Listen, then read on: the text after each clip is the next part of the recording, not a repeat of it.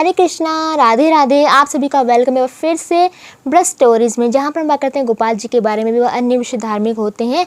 तो आप दर्शन करें हमारे गोपाल जी के लिए और देखिए कितने सुंदर हमारे गोपाल जी लग रहे हैं। तो देखिए आज है देवशयनी एकादशी।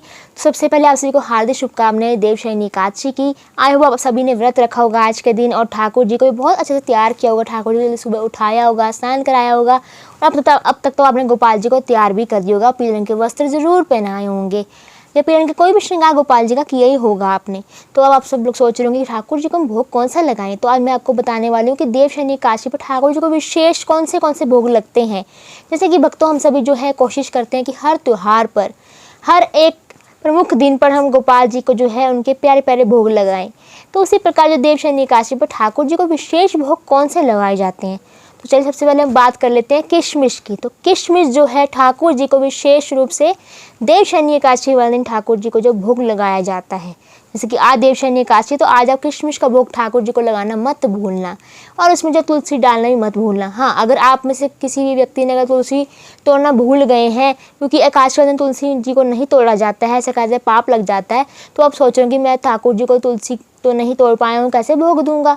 तो कोई बात नहीं, अगर आपके पास कोई माला पड़ी है, स्वच्छ तुलसी की माला पड़ी है, अगर नहीं भी है तो बाजार से जाकर ले आइए, आराम से मिलती है, तो ठाकुर जी के भोग के पास रख दीजिए। तो ये है कि हम ऐसा भी कर सकते हैं। और कौन सा हम ठाकुर जी को भोग लगा सकते हैं किशमिश के अलावा? देखिए किशमिश का भोग तो हमें लगाना है। उसके अलावा आप आम का भोग लगा सकते हैं। ऋतुफल में आम, केला जो पीले रंग के हों, वो जो आप फल ठाकुर जी को भोग लगा सकते हैं। और इसके अलावा हम कौन सा भोग ठाकुर जी को लगा सकते हैं? ठाकुर जी को हम भोग लगा सकते हैं जैसे कि देखिए मावा की कोई बर्फ़ी होती है, मावा के लड्डू होते हैं, कुछ भी आप जैसे कि ठाकुर जी के लिए जो बना सकते हैं आप, या बाज़ार से जो आपको लगे स्वच्छ है वो चीज़ आप ठाकुर जी के लिए जो है लेकर आ सकते हैं। तो ठाकुर जी को आपने जो है ये भोग लगाने नहीं भूलने हैं। और बहुत से लोग कहते हैं कि हम अगर आज एकादशी जो है और ठाकुर जी को हम जो अन्न का भोग दें कि नहीं। तो देखिए भक्तों, अगर तो आपके घर में सभी ने ही व्रत रखा हुआ है एकादशी का, तो फिर बात अलग है, फिर आप जो ठाकुर जी को फलाहारी भोग भी दे सकते हैं।